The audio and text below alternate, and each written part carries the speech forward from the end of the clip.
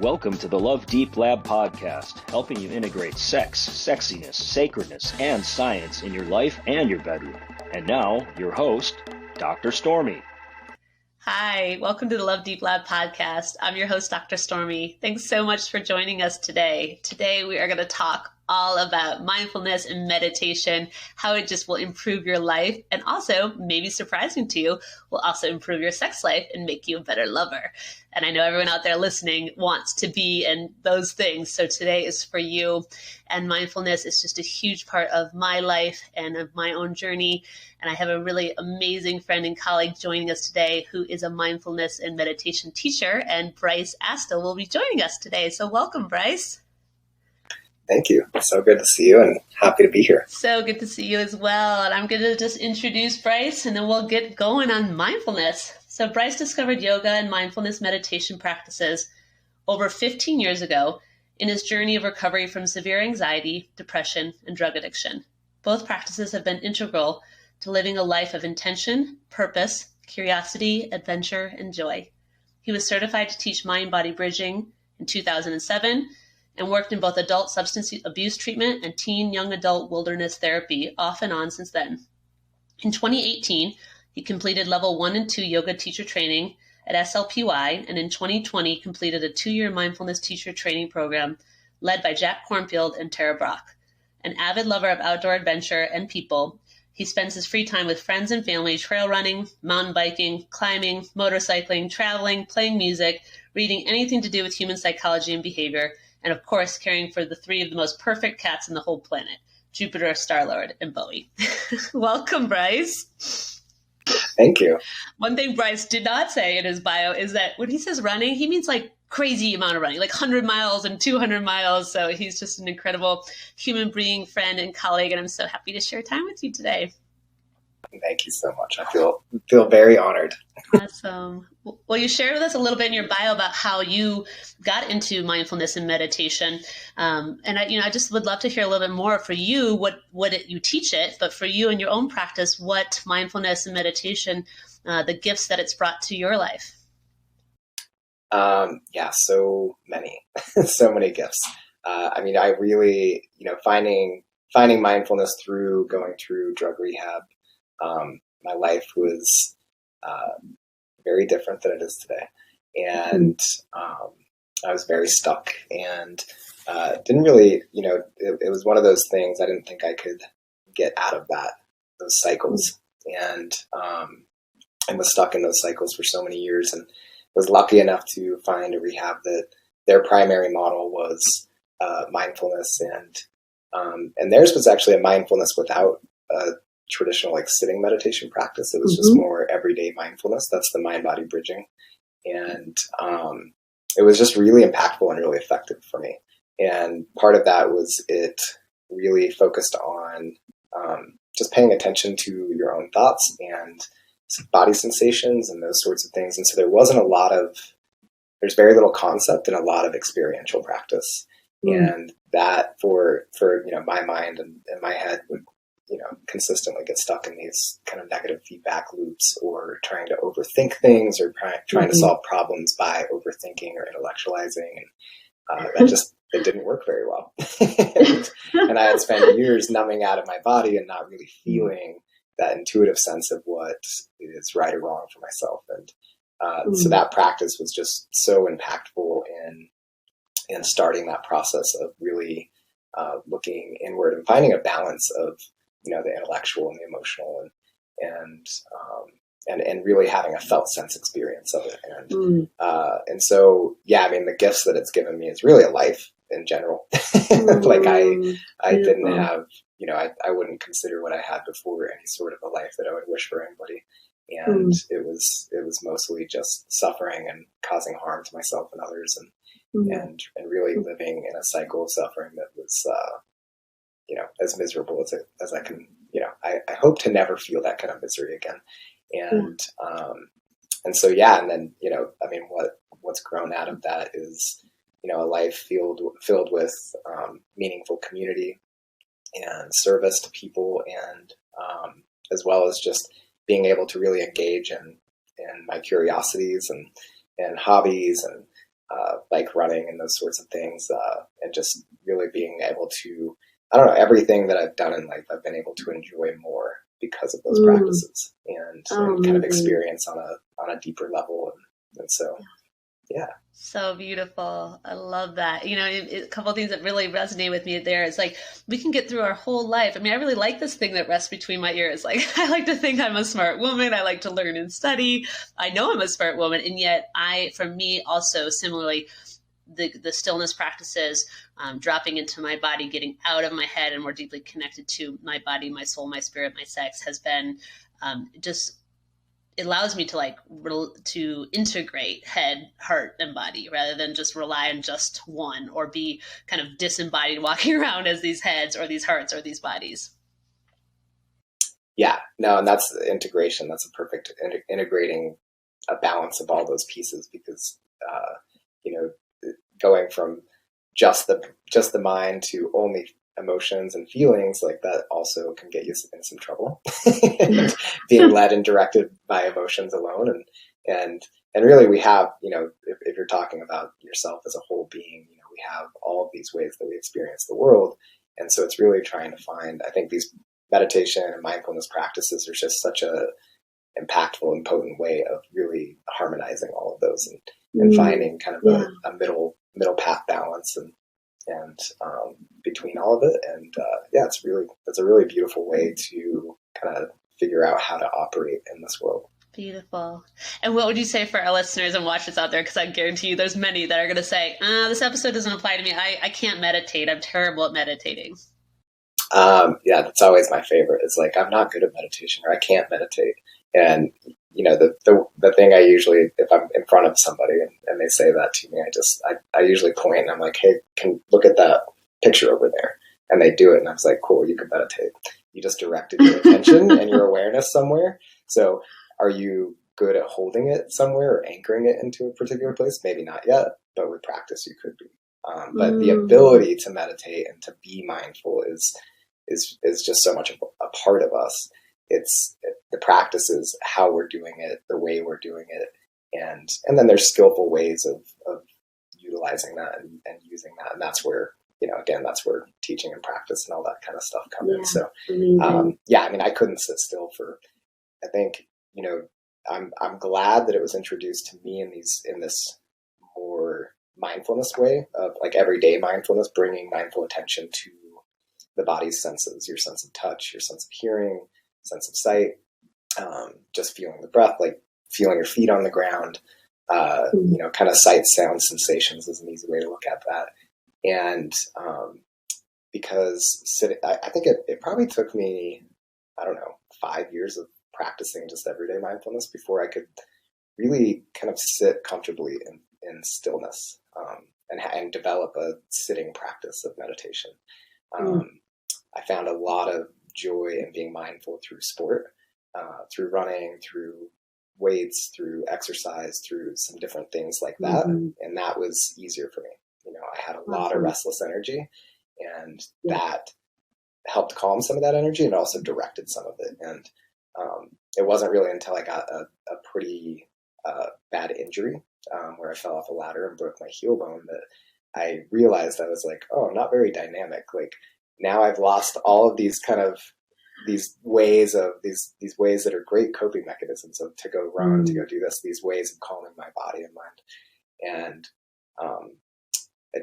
it didn't feel, I felt, I was like, oh, I'm without these things. Like there's lots of people that can't do these things, like legitimately can't, and they still live happy lives and they still can have peaceful minds. So that really is what kind of like was a catalyst for me to challenge myself to actually sit still more. And I kind of had to for a while. So, but it took a while. And so you work with where you're at. And, if you have a lot of restless energy, it's, walking meditation, there's ways to work with that you can kind of work into that place of stillness. And then both of those practices of everyday mindfulness and a more still sitting kind of, formal meditation practice can really complement each other. And it's always an evolution, right? Like it's a daily practice for me. Meditation is a daily practice for me, has been for, 7 years or so now. But how I will meditate, just like you were saying, Bryce, like it might be a walking meditation or a hiking meditation or an eating meditation. It might be a sitting meditation. And then within sitting meditation, it might be active, breath work, passive, stillness, guided, not guided. Like there's so many ways to be mindful. And I think there's a tendency to like throw the baby out with the mindfulness bathwater sort of thing. Like I can't meditate, therefore I can't be mindful. And so I really appreciate you setting some light of the many ways that we can practice mindfulness. Yeah. And it's one of those things, like if somebody tells you they're religious, like the next question is, well, what religion, right? And so somebody says they meditate, a good question is, well, what kind of meditation, right? Because there's so many ways to meditate. There's a lot of methodologies. There's many paths to it. And so the way that you tried meditation may not be the best way for you to start with. Yeah, totally. And therefore, welcome to the practice. That's amazing. So today, obviously, we're talking you and I could talk about mindfulness forever. But I want to kind of shift gears and really use the very obvious sort of analogy of these, like mindfulness and sex might not seem like bedfellows, to use an obvious pun, but they really are like deeply related bedfellows. Like as I was sitting here, as I was meditating this morning, thinking about our recording, just really the similarities and a lot of the similar practices between mindfulness or meditation and sex and great sex. So I'd love to hear your kind of experience in coaching, or maybe your own experience about how that's impacted mindfulness and meditation has impacts sexuality. Hugely, huge impact. No, it's and they're perfect bedfellows, really. And I think, one of the things I noticed as I got more into practicing mindfulness and meditation and the way that it affected my sex life was the parts of sex that I already felt confident and good at was oftentimes because I was already bringing a lot of mindful attention and awareness to those areas.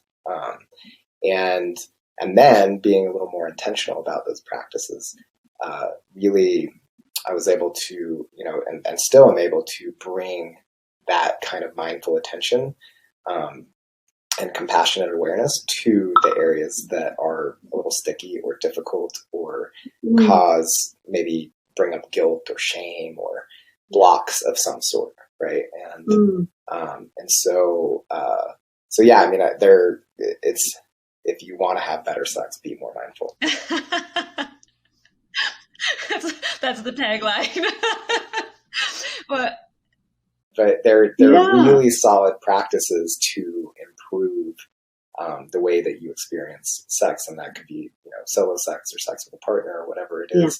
But yeah, it's kind of a systematic way of bringing more mindful attention and not just mindful attention, because you might be aware of certain things while you're in the act or have it doing the thing, and but if you don't have that compassionate wing to it, oftentimes that can just increase guilt and shame. And so, but when we bring this full practice of mindful awareness and compassion as well, and really that's bringing understanding, right, and opening.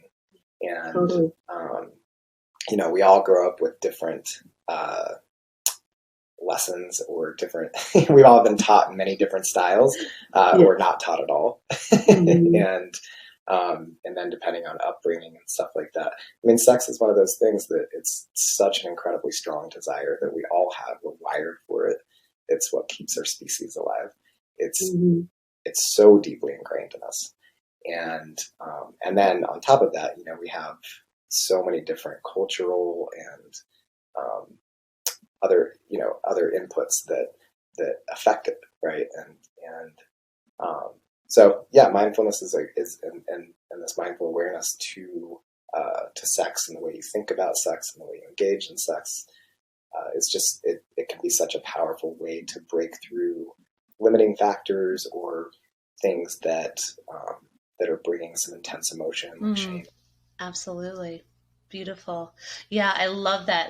So I love that you also mentioned that this is for solo sex, right? So self-pleasure and solo sex as well as partnered sex. And I really appreciate you shedding some light on that because it's so true, right? These, the benefits of mindfulness meditation that mix with sex and sexuality apply for solo practices as well as partnered practices. And I think people can be like, oh, I'm not having sex with another person. And one of the things I get to work with my clients on is I hope you're having fabulous sex with yourself.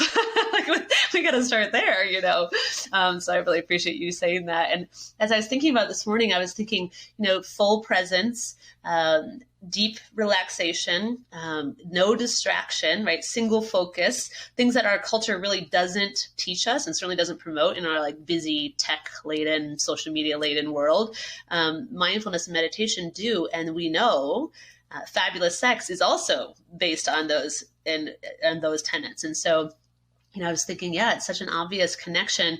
And I also appreciate that you were saying it also helps to work with the sticky parts or when shame or guilt comes up in sexual exchanges, either a solo practice or partner practice, that learning to be with yourself and be with your thoughts and be self-compassionate and self-loving is huge in the realm of sex, because if there's an area that shame and guilt show up, it's probably sex, So that's awesome. Yeah, I really appreciate that.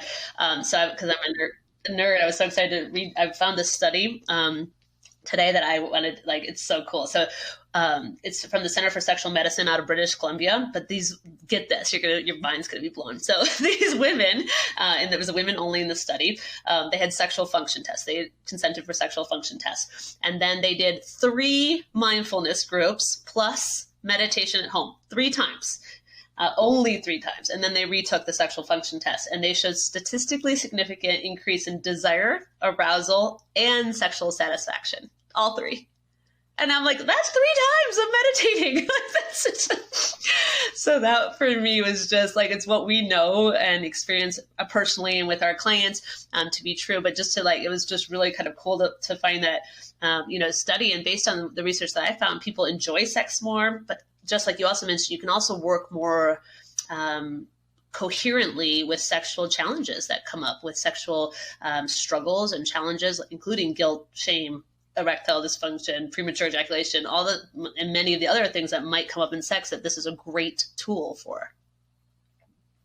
Yeah, and that's, the cool, I think one of the really amazing things about mindful awareness and particularly bringing that compassion to it too is, one of the things that when we're compassionate with ourselves or others, we bring curiosity and a seeking to understand, right? As opposed to just shaming or damning or getting in those loops of why, I'm just bad at this, or there's something wrong with me, or, there's many things that can come up. But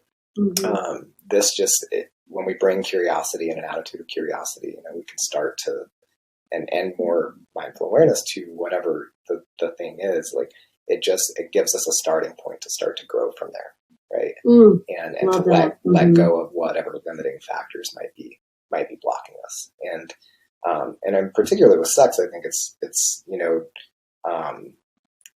so powerful because sex is powerful, right? And whether it's casual, whether it's in a loving, committed relationship, however you're doing it, or whether it's by yourself, right? Most, it's very easy. And I think, this is probably true for both men and women, but definitely maybe a little more for men, but, where it's just this idea of I do the thing, I have an orgasm, I'm done. Right. And it's so full goal and full, focused on that one thing. Right. Yeah. And when you bring more awareness to all of it, that's where we start, you start oh, this is sex starts long before sex starts. Yeah, totally. I think it's Esther Perel who says foreplay starts the day before. Yeah. She's a great resource for that, talking about the emotional ways that we're interacting with each other, the ways we're flirting, the ways we're doing this and this and that, have such an impact.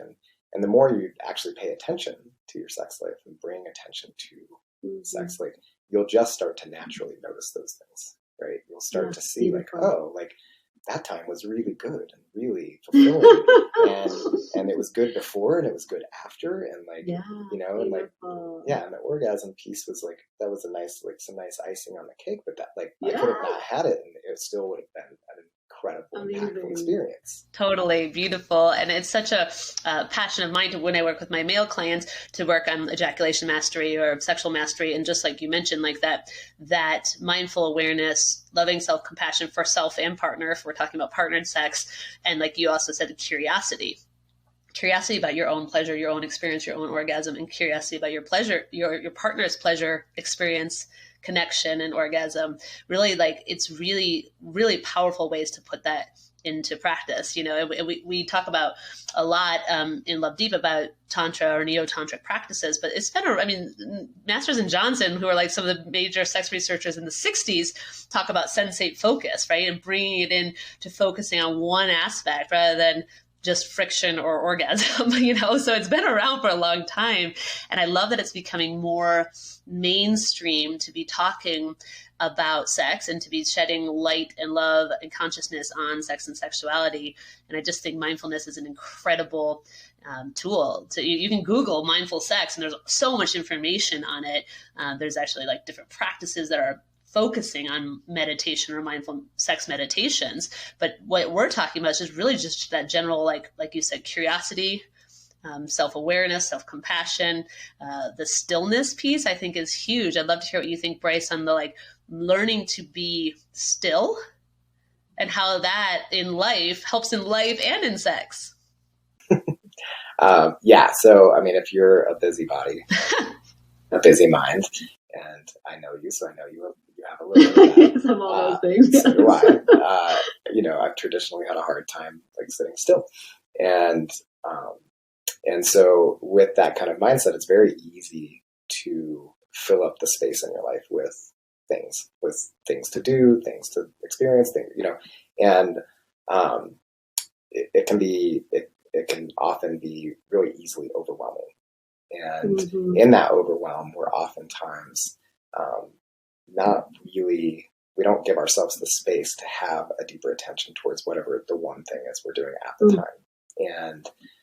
And so, yeah, that stillness, like finding practice in stillness and those sorts, and really just slowing down and bringing some kind of minimalism to things can be a hugely impactful practice. And really what that's doing for you is creating space, right? And so when the difficult feelings come up or this, that, the other, you know, you actually have space to hold that feeling and emotion. You can feel it. You can, you know, have space and time to be curious about it and look at what it really is, as opposed to the old school thing of like, oh, this is just how I am. You know, it's a very easy, like, oh, I guess this is just who I am and how I am. And which is very, very fixed and very, you know, it's very closed. Right. And so in that slowing things down, in that, you know, that's where we can create space for these other things that can really change the game for us in the sense of, you know, having space to bring curiosity, having space to explore the difficult emotions and feelings that come up for us pre-sex, during sex, after sex, you know, and we can look at those and then really look and feel in our body like, I actually liked that, or, you know what, that's not for me, you know, and, there's something here, like, this didn't feel quite right, or this doesn't feel quite right to me. Like, what can I do about that? And, so you're creating and slowing down. And this is really true, not just for sex, but really in any area of our life. You know? All of life. And it's counter to what our culture says, which, you know, I mean, we're constantly advertised to, we're constantly told what we're missing. And so we're, in some ways, we're constantly being told like, oh, you just need this and need this thing and need this thing and need this thing. And if once you have all these things, you'll be wonderfully happy and life will be peaceful and amazing. That's not always true. And oftentimes the opposite is true, where, you know, the more things we remove at first, you know, we can work from that place because it creates space to figure out what we're doing at the core and how we're feeling it. There's like the saying in the mindfulness world, power in the pause. And it's, I might have to get that one tattooed on my body. I have a lot of tattoos, but that one's so true, right? And like you said, that's not what we're taught. It's not what our society or culture promotes or idolizes. And yet, for me, if I had to say like 3 things that have been most life-changing, finding stillness, finding pause is absolutely one of them. Yeah, we shame the time out. We think it's childish. And it's, it's one of those skills and tools that we would use and teach in wilderness therapy with teens. And like this power of pause, it's like taking a time out. And, of course, like 16-year-old boys and girls, I'm 16. I don't need a timeout, because we relate it to a small child or something. Mm-hmm. That, and I would always just tell them, I'm like, I'm in my 30s. I still need timeouts. They're really impactful. And then, learning what to do skillfully on those timeouts is really impactful. Beautiful. And in regards to sex in general, like, most of us, especially I think for men or, people that carry that more masculine energy where there's a lot of performative anxiety, right? Mm-hmm. We think that sex has to be this like superfluous flows thing that can't stop and there can't be pauses and this and that. And when you actually just take pauses, it's really impactful. It is. Oh, I love that you just said that. And it's really fucking sexy to be on the receiving end of like someone saying like, hey, checking in with myself, checking in with you. Like, but you're right. It's not like what porn teaches, certainly. And it's not what we've gotten through maybe other experiences in our own life or just society shows, that sort of thing. But the power of pause and like sex it's just awkward. There's awkward times. There's awkward smells and awkward fluids. And I love to say like, let's bring some laughter into sex and into sexuality, and let's bring some pause. No, and I mean, it's incredibly, it can be incredibly impactful. And, because this idea, and especially, if people are learning primarily from porn, like contrary to what that might show you, like most women don't just want to be jackhammered, and so you can slow it down. As a woman, I agree. Yes. Yeah. And there's a time for that too. Like, totally. But that's where like space for communication, space for pause, space for talking to each other, space for, all of these things. And just taking those pauses it can be really uncomfortable at first if you actually do it in the midst of the act.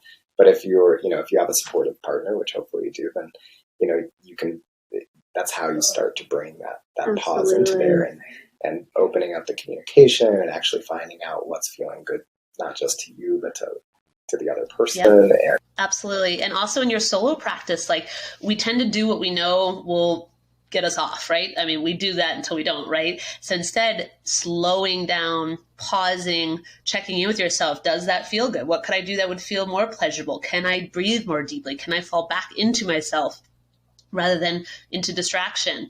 And just really like and even like solo can be a little bit like the first time you do that, you can be like, well, I could just keep going and I know I'm going to orgasm. But it's like, can you really be curious around your own self-pleasuring experience? Can you learn to make love to yourself rather than just masturbate? Yeah. So and that can all come with that starting point of like the power of pausing. Yeah, totally. So for all of our listeners and watchers, like if this wasn't motivation enough for you to practice mindfulness and meditation, I'm not sure what will be. But I wanted to ask you, Bryce, we do sexy homework each week for our listeners. And what would be like 2 or 3 things that you could suggest for our listeners and our watchers to begin to practice mindfulness and meditation? So the easiest thing is to start with what you already know and do, right? And so for mindfulness practices, everyday mindfulness, so think about just getting into your body more, right? And through the senses. So through your sense of touch, through body sensation, through smells, through just listening to the sounds you hear around you, just really kind of being more connected to your environment, And so I think one of the easiest ways for people to start is like, what are things you already do every single day? Like brush your teeth, do you shower every day? For me, like one of my favorite mindfulness practices is making coffee. And I'm a bit of a coffee snob. I like, pour over, and I like it this, and I like to have really good coffee beans or whatever. But part of that is just really finding, like, I found a lot of joy, and usually I'm the first one up. And so it's like nice and quiet. And, and so I'll grab the bag of coffee, and I'll feel the texture of the bag, and I'll open it, and I'll take in the smell. Right. And I just like sit with that for a moment, and then I pour it in. And so each step of what I'm already planning on doing, I'm going to do either way. I'm just bringing more attention and awareness to the sensual experience of it. And so if that's, that's a great way to start, because our minds very easily get busy and we start thinking about things. And so, showering is like this incredible experience, right? That is full of, it's, warm water and smells and soaps and different textures. And most of the time, we get in there and we think about all our to-do list and all of that. Yeah. Somebody said it perfectly. They're like, if you take a shower, and you're not mindful about it, it's kind of like taking a shower with a raincoat on. You don't get that full, like, it's an amazing sensual experience, right? And so, just finding, pick like one or two things, and just commit to like, okay, every day when I make coffee, or every day when I brush my teeth, or each time I take a shower, I'm going to like pause before I get in and just start and set an intention to really just feel and be in the experience for that, few minutes or 5 minutes or 10 minutes. So love it. So for everyday mindfulness, like that's a great way to start. And then for meditation, for creating like a sitting practice, I think, what I usually advise people to do is find a place and set up a place in your house.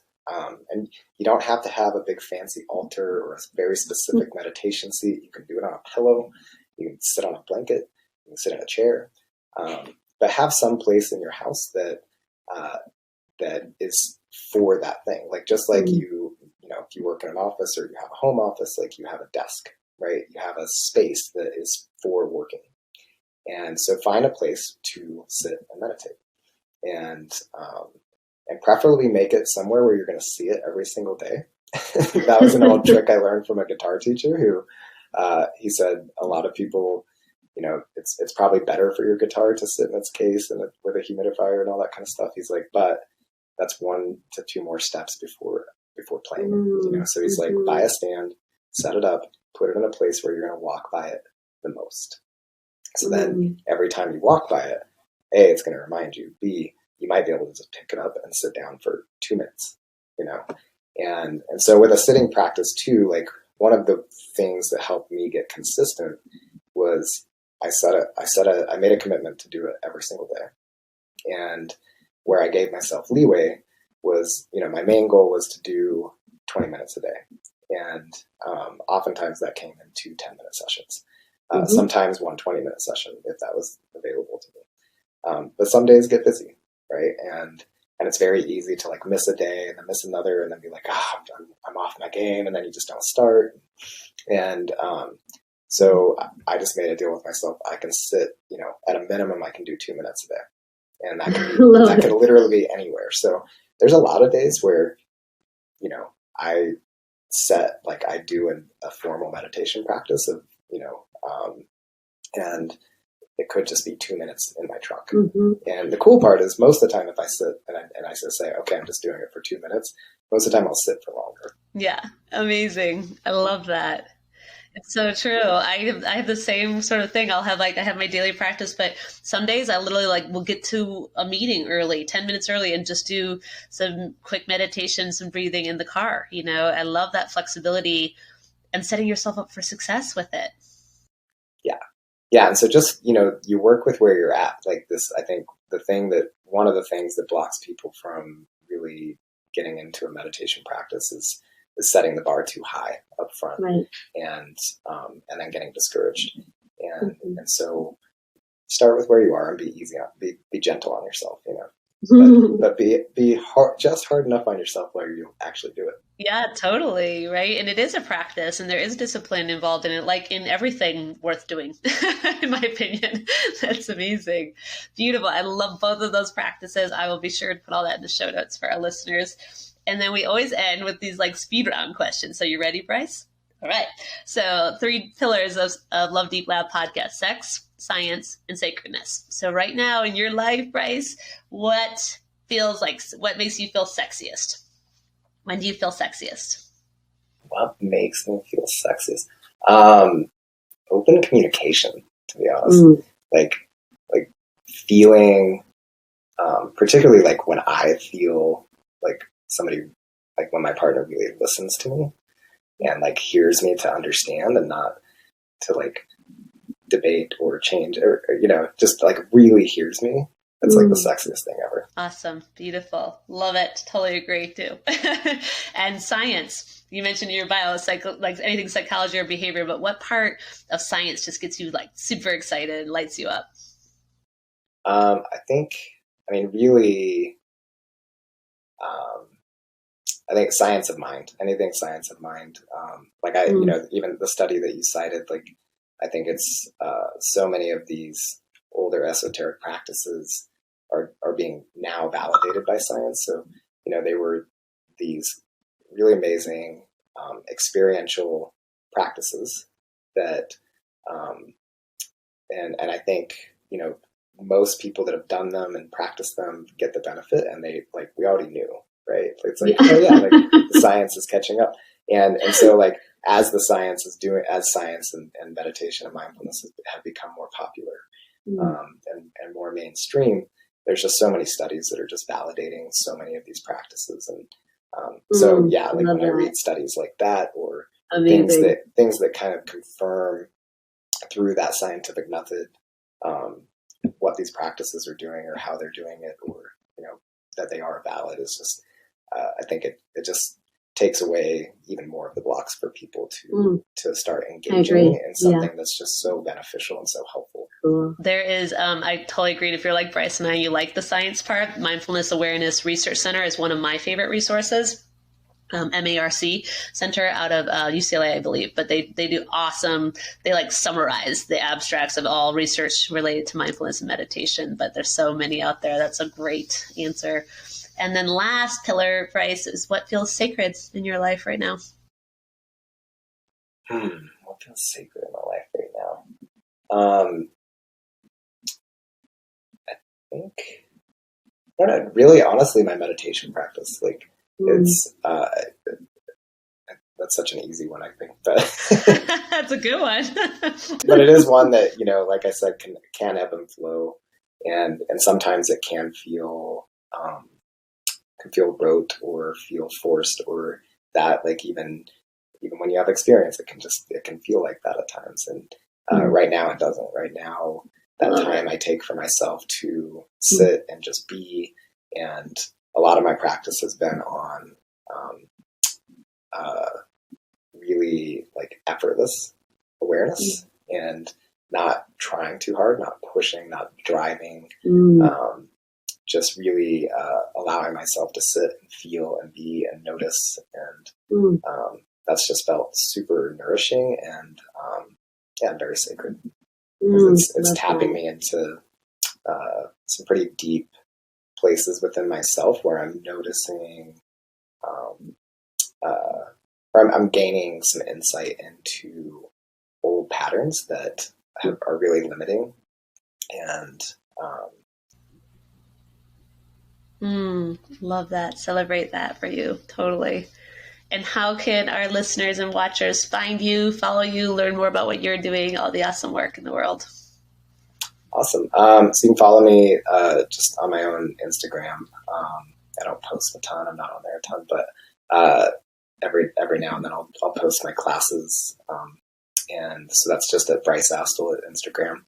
And then the studio that I work at, Tune In Mindfulness. And so you can go to tuneinmindfulness.com, and you can also follow their Instagram page.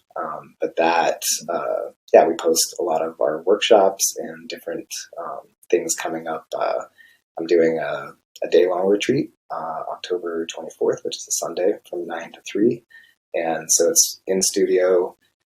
We'll do breath work, mindful movement, some compassion